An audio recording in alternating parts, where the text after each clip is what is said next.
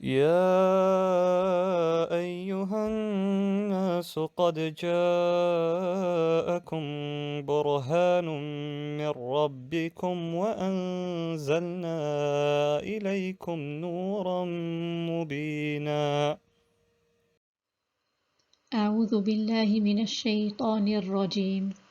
بسم الله الرحمن الرحيم. إن الحمد لله نحمده ونستعينه ونستغفره ونعوذ بالله من شرور أنفسنا ومن سيئات أعمالنا. من يهده الله فلا مضل له ومن يضلل فلا هادي له وأشهد أن لا إله إلا الله وحده لا شريك له وأشهد أن محمدا عبده ورسوله. سبحانك لا علم لنا إلا ما علمتنا إنك أنت العليم الحكيم. This lesson is based on a workshop that I conducted a few years ago for students preparing for end-of-year exams. In it, I will give some useful tips on how to answer exam questions successfully. The student of knowledge needs to remember that the act of seeking beneficial knowledge is a virtue in itself, and it entails enormous rewards for the seeker. Knowledge is a gift from Allah subhanahu wa ta'ala to those who are sincere in its pursuit and to whoever He wills. And remember, there is never failure for the student of the Quran, but the ultimate reward is with Allah subhanahu wa ta'ala. Tips to increase memory. Imam Bukhari said, the student must have a true greed towards taking knowledge and be persistent in studying. Imam Shafi'i recommended the following points to increase memory: the use of siwak, sitting in the company of the knowledgeable, sitting in the company of the pious, and abandoning useless talk. The student should not only rely on official course material, but should have a good set of personal notes made in class. Practice by writing is a proven method of retaining information into memory, so take benefit from writing things over and over again, such as exceptions that the student needs to learn and memorize, or a list that the student needs to remember. Before the exam, the student should be mentally prepared to sit the exam. This involves focusing your thoughts and your energy on activities that will help you pass. Physical aspects of preparation include strong class attendance, meeting up with class colleagues and studying together. This will impact your mental preparation on the day. Amongst some of the benefits and blessings of sadaqah are that it purifies the nafs and increases acceptance of dua and eases hardship. So give sadaqah on the day of your exam or before the exam. During the exam, read through the entire paper first and start with those questions that you are most confident with. It's okay to skip past difficult questions and come back to them later. Don't panic if you can't remember certain things. It's okay to come back to a question later if there are certain details from that question that you cannot remember and you have forgotten. Renew your intentions again and again and try to remain positive and don't let your spirits feel low. Remember to leave enough time at the end to review your answers thoroughly and make sure that you haven't forgotten any questions, because often when a student skips over questions because they're focusing on those questions that they're more confident with, they have missed certain questions and they've forgotten that they've missed that question. So make sure you review over your paper before you hand it in and you have answered all questions and haven't left anything blank. In the following slides, we will go through some example questions and give tips on how they should be answered correctly. One of the most common exam questions which comes up in almost every written paper is give the differences question. I will show you the incorrect way to answer and the correct way to answer. An example with the term isti'la and itbaq. So the student has answered that isti'la is elevation, itbaq is less letters. The student has given the letters of isti'la on this side and has said the sound is trapped for itbaq on that side. The student has said that this is a sifat with an opposite and itbaq is a permanent sifat. So although the information is correct, the student has not answered the question correctly because the student has given statements here. These are not differences. The differences should be the same on either side. So the correct way to answer should have been, so if the student is saying this is elevation, then the student needs to give the language definition on the other side. This is separation. So isti'la is elevation, itbaq is separation. The letters of isti'la are this, khusadaq tinqid, and the letters of itbaq are sad, dad, ta, da. So it has to be the same theme on either side. So if the student is saying the sound is elevated here, the student has to say the sound is not trapped here. So whatever you're doing with the sound here, you have to mention whatever you're doing with the sound on the other side. So this would be the correct way to answer this question in which the student will receive full marks. Another example could be, a difference could be that isti'la is more general and itbaq is more specific. And isti'la is the back of the tongue is elevated, and for itbaq, the entire surface of the tongue is raised to the palate. So whatever you're mentioning on one side, it has to be the similar theme or the similar topic. If you're mentioning what you're doing to the tongue on this side, you have to mention what you're doing to the tongue on the other side. So it has to be the same. The difference has to be related to the same area. The next question will show you differences between a madud question. So differences between mad munfasil and mad muttasil. So the incorrect way to answer would be to say that this is a detached mad, and mad munfasil is 4 or 5 harakat. Hamza is in the second word, and over here the student has said it can be 6 counts if ended in Hamza. On this side, the student has said it's 4 or 5 counts in wasal and it's 2 harakat in waqaf. And on this side, the student has said attached. This is the attachment. So again, these are not differences, but these are statements. The student has to give differences on either side. So the correct way to answer would have been, if this is the detachment, this is the attachment. Hamza is in the second word. For mad muttasil, Hamza and mad are in one word. For mad munfasil, 4 or 5 counts in wasal and 2 harakat in waqaf, and here 4 or 5 harakat and 6 if the mad is ended in Hamza. So the differences have to be related to the same theme in order for the student to receive full marks for this question. So an example of a give the differences question for an advanced student would be to give differences between idgham mutajanisain and idgham mutaqaribain. So the incorrect way to answer would be to say that on this side it's the same makhraj, different sifat. On the other side, less situations. On this side, the student has given the language definition of al-mutajanisain, and on the other side, for al-mutaqaribain, the student has given an example. On this side, for al-mutajanisain, the student has given an example, and on al-mutaqaribain side, the student has said it's different makhraj. So these are statements, these are not differences. The correct way to answer would have been to say that al-mutajanisain are the two letters that are homogeneous, and al-mutaqaribain are the 2 letters that are near. Al-mutajanisain have the same makhraj and different sifat, and al-mutaqaribain are those 2 letters which have different makhraj. And al-mutajanisain, the student has given an example here, so the student needs to give an example on the other side. The student can also say al-mutajanisain, there are 7 situations for the riwayat hafs, and on the al-mutaqaribain side there are 4 situations for riwayat hafs. So this would be where the student receives full marks for this question, because the student has given differences and not statements. Another very common exam question is give the definition question. So I will show you what the incorrect way to answer is and the correct way to answer.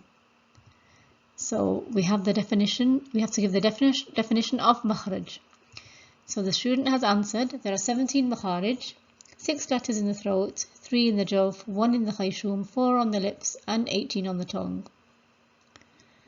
So although the information is correct, the student hasn't given the information in an organized way, and the student hasn't remembered that for any definition question, we always give the language definition first and the Tajweed definition. So the correct way to have answered this makhraj question would have been to say that makhraj means to exit, and then give the Tajweed definition. Makhraj is the place of exit of a letter where the sound cuts off. There are 4 main makharij and 17 specific. Whereas here the student has just answered there are 17 makharij. The student hasn't specified whether these 17 are main makharij or specific makharij. And again, there's no need to give each of the letters on the throats, in the jawf, in the khayshum, and the lips. You just have to give a simple definition of makhraj and try and keep your answer brief. So this answer here would be full marks. But give the definition of makhraj. So give the definition of mad badal. So the incorrect way to answer would be if the student says mad badal is the original word has 2 hamzas and we pronounce it for 2 counts. The second hamza is changed to a mad letter similar to the second letter. So again, the student hasn't answered the question correctly, hasn't given an organized answer, hasn't given a language definition, and has missed certain points which are very important when giving the definition of a mad question. The correct way to answer a mad question would be to give the language definition. So mad badal is the exchange mad. Then you would specify what type of mad it belongs to, whether it belongs to mad far'i or whether it belongs to mad tabi'i. So then here the correct way would be to say it's the exchange mad, which is a language definition. It's a type of mad far'i. Then give the reason. The reason is sukoon, and then give the Tajweed definition. So this is where the hamza comes before a mad in one word, and also give the hukam. So the hukam is jaiz 2 harakat. So for a mad question, the student must give the language definition, the Tajweed definition, the reason of the mad, the hukam, and the counts it has. So these are mandatory in receiving full marks for a madud question. Another very common exam question is give the hukam. So in this question, the student is given certain words where they have to remember whether these words have more than one way of reading, or they may have to identify the certain mad in those words, or they may have to remember if there's a particular way that word is read, if it's a tanbihat word. So an example with the word nudiya. So this would be how the student who's at tamhidiyya level, the primary level, would answer this question. So the incorrect way of answering this question would be the student has said it's mad tabi'i 2 counts.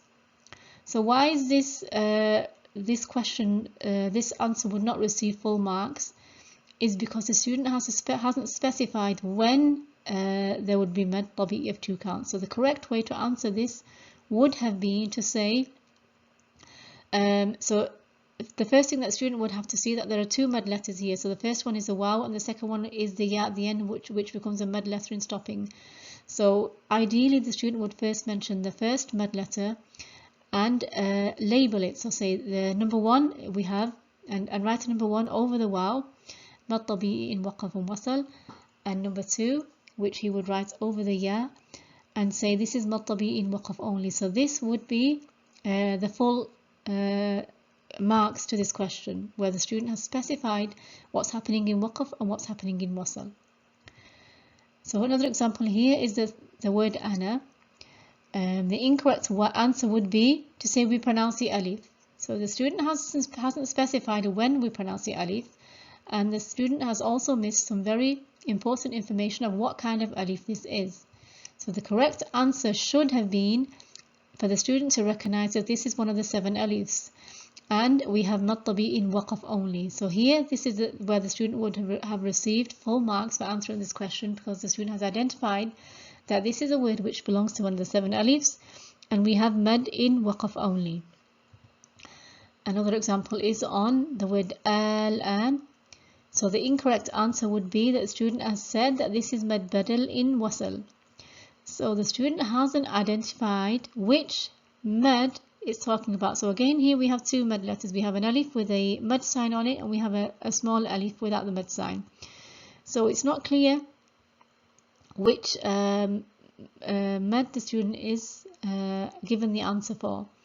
So the correct answer would have been for the student to recognize that this is one of the words of mad faraq.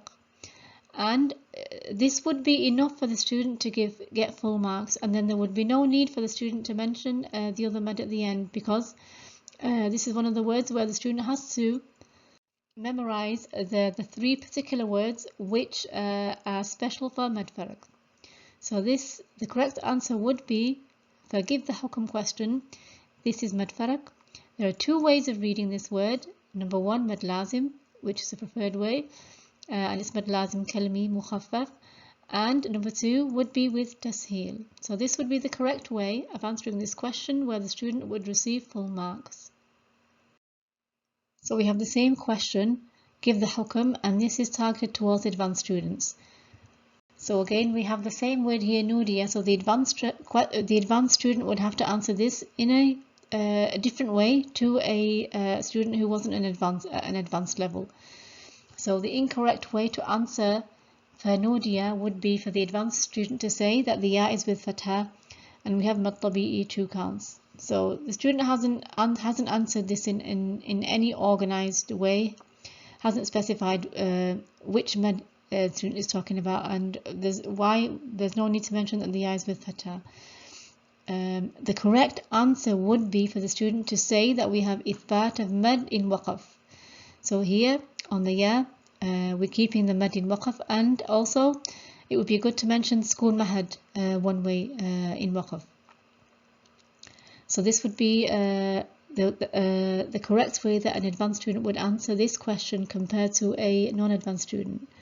So the student would have to recognize that this letter at the end becomes a mad letter in waqaf, so therefore we are keeping it ithbat of mad in waqaf only. And also because it's ending with a fatha, it would be ideal for the student to mention that we have sukun mahad. So here, give the hukm of ayyuhal mu'minun. So the incorrect answer would be for the student to say sukun mahad 2, 4 or 6. So the student hasn't actually mentioned which word, whether sukun mahad is at the end of al-mu'minun or whether it's talking about ayyuha. So again, the correct answer here would have been for the student to recognize that this is one of the 3 places where the alif has been dropped in the way of writing. So the correct way would have been to say that this is one of the 3 places where there is hadaf of alif in rasm and waqaf is with sukoon on the ha. So this would be the correct answer, receiving full marks for the advanced student. And here in this hukam, min kullin zawjayn ithnayn, so the word kullin is highlighted, which means that the student has to give an answer related to this word. So the incorrect answer would be to say sukun mahad al-rawm. So here the student has failed to realize that this is one of the infirad. So the advanced student has to remember and memorize all the infirad for hafs, all the words which are special for the riwayat of hafs only. So the correct answer would be to say that tanween is infirad for hafs, and this will be the answer which would receive full marks. This question is targeted towards advanced students again, and this is one of the questions which I've seen 80% of students getting wrong in an exam. So in this question, the student has to identify the meeting of sukoons and give the hukm. So the student has been given a part of an ayah where they have to give the letter which has the first sukoon on it, and give the letter which has a second sukoon on it. So that the student has to identify where there is a meeting of 2 sukoons, and then give the hukm, what the obligation here, what the rule here is. So here, the student must recognize that the first sukoon was on this on the waw with a kasra on it, and the second sukoon is on the jim. And the hukm is that because of the meeting of 2 sukoons, because of iltiqai sakinain, the waw has taken a kasra. So this would be the correct way that the student would need to answer this question. Another example here is the student has the word وَعَمِلُوا الصَّالِحَاتِ. So the student has to identify where the first sukoon is. So there are two letters which are next to each other and both are sakina. So the first one would be on the waw, here on the waw madiyya, and the second sukoon would be within the sad mushaddad. So then the student has to give the hukam, the obligation. What's happened here because of the meeting of two sukoons? What's happened is that the waw is dropped. So we have hadaf of waw in wasl and ithbat in waqf. So because of the meeting of two sukoons, the waw madiyya is dropped, the mad letter is dropped. So this is how the student must answer this question correctly. And in the next example, massani al-kibaru. So the student has to recognize that the first sakin letter would have been on the ya, and the second sakin letter is the lam of lam ta'rif, and the hukum is that the ya has taken a fatha to prevent iltiqai sakinain here, because the ya al-mutakallim is followed by lam ta'rif, and the usul of hafs here is to give the ya mutakallim fatha. So this is the correct way that the student must answer this question, identify the meeting of sukoons, meeting of two sukoons, and give the hukam. The following slide is also for advanced students, and it's a question which students often confuse themselves over. So the student will have two questions. One will be where the student has to give the hukam of a certain word, and the other question would be where the student would have to give the relationship between two letters of the word.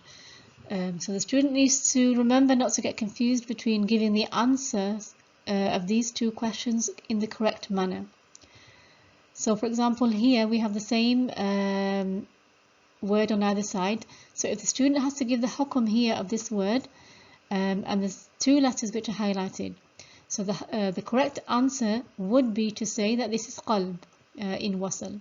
So this is the hukum. However, if the student was asked to give the relationship between the two highlighted letters, so giving the relationship would be between the two letters which are pronounced in wasl.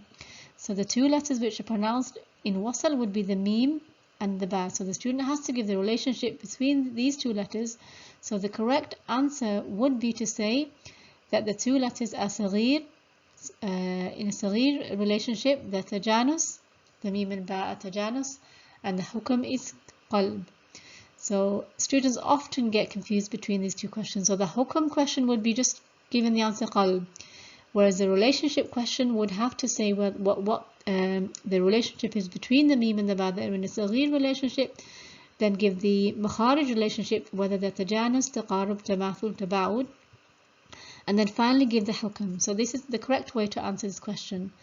In another example here, give the hukam between the dal and the ta here in waqad ta'lamuna. So the correct answer would be to say that this is idgham saghir tajanus kamil wajib. So this is how you would answer give the hukam question. However, if the student was asked to give the relationship of these two letters, the student must answer the question in a different manner.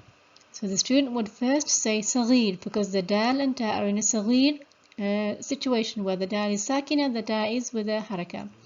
So the student would have to say saghir, tajanus, and the hukam is wajib idgham. So this would be the correct answer to answer a give the relationship question for this term waqad ta'lamuna. In the next example, give the hukam here of the two highlighted words. So again, the hukam, we're given the hukam between musaddiqan lima. So the hukam, the correct answer would be to say idgham saghir, taqarub, kamil, wajib. And another point to remember is that for the advanced student, just to say idgham kamil bighayr gunna would not be enough, and maybe would not give the full marks to this question. The correct answer would be to give the more detailed answer involving idgham. So you have to mention what type of idgham it is, whether it's idgham saghir, idgham kabir, and then mention whether it's idgham mutaqaribain, mutajanisain, mutamathilain, and then give whether it's kamila wajib, and then give whether it's wajib. So the correct answer for the advanced student would to give a full answer and not to give a tamhidiya answer. So you have to say it's idgham saghir, the makhraj relationship is taqarrub, the idgham is kamil, and the idgham is wajib.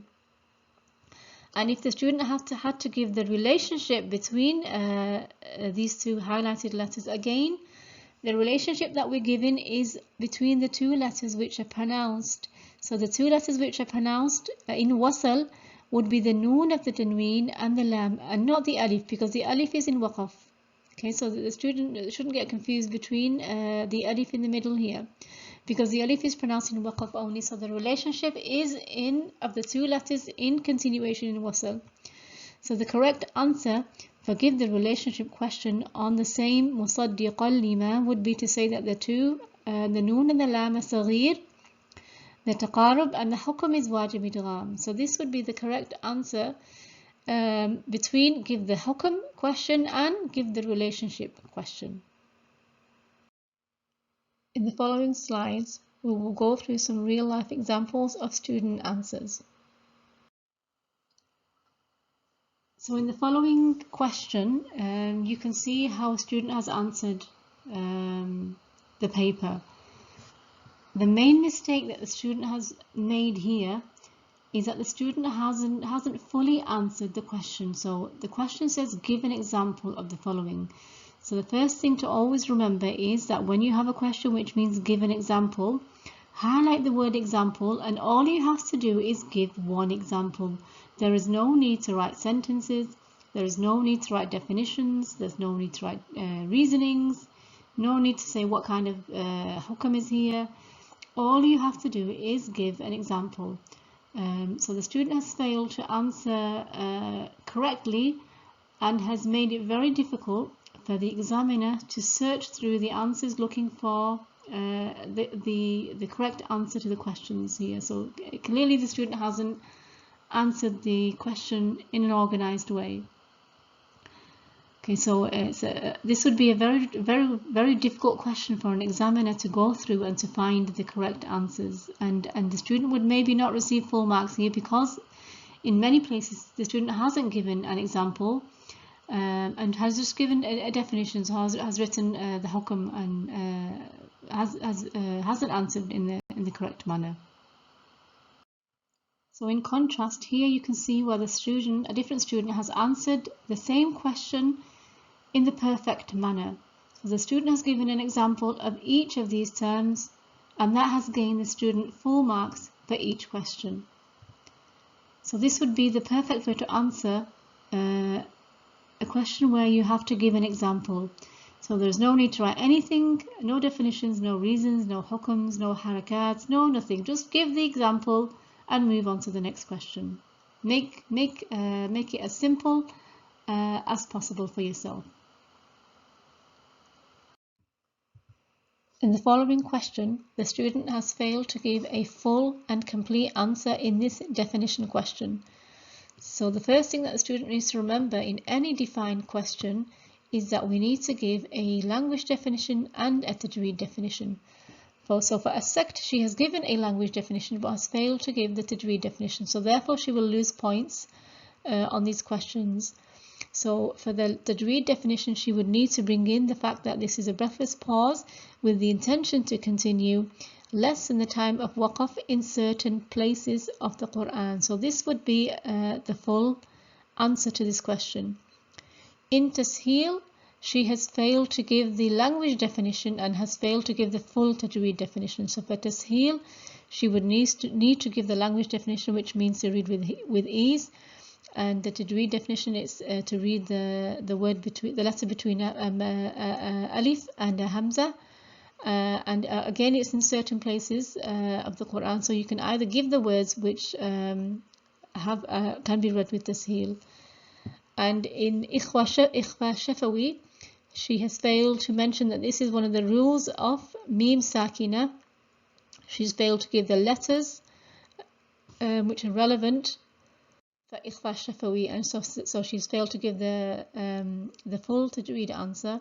So again, therefore, she will lose marks in this question. In contrast, you can see that this student has answered with complete answers for this definition question, and where possible she's given a linguistic definition of the term and she's given a Tajweed definition of the term, and therefore this answer will receive full marks for the complete answer.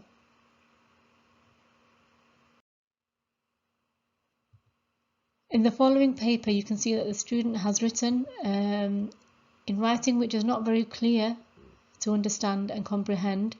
So it will be difficult for the examiner who is going through this question looking for marks to give marks, because some of the words are quite difficult to comprehend and to understand. So always bear in mind to make your writing clear when answering questions so that the examiner can read it clearly without struggling.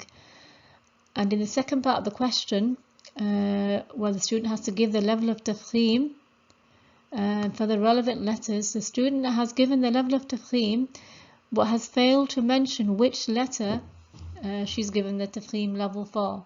So she said second level, third level, but she hasn't said for which letter she's talking about, and she also hasn't mentioned whether it's wasl and waqf.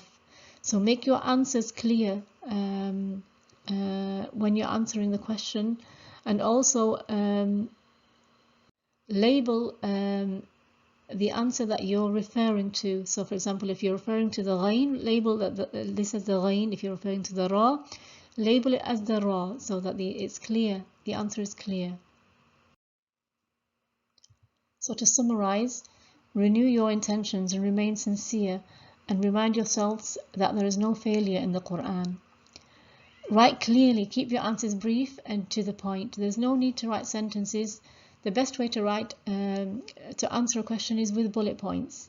So keep your answers brief and to the point. There's no need to write full sentences and paragraphs. You have to understand the question that is being asked by highlighting keywords. So highlight if it's a definition question, if it's a give the reason question, if it's a differentiate question, if it's a give similarities question. Often I'll see that in a paper, if a student is asked to give similarities between two topics, often the student will give differences because they're used to giving differences. So highlight the keywords. So if it's a similarity question, highlight the word similarities. If it's a differentiate question, highlight the word differentiate. If it's a hukam, give the hukam. Highlight the word give the hukam, so that you're reminding yourself visually by looking at the question what the key point is that you need to answer. And always leave enough time toward the end to review your answers so that you can go over your answers, inshallah. سبحانك اللهم وبحمدك أشهد أن لا إله إلا أنت أستغفرك وأتوب إليك. وأن أتلو القرآن فمن اهتدى فإنما يهتدي لنفسه ومن ضل فقل إنما أنا من المنذرين.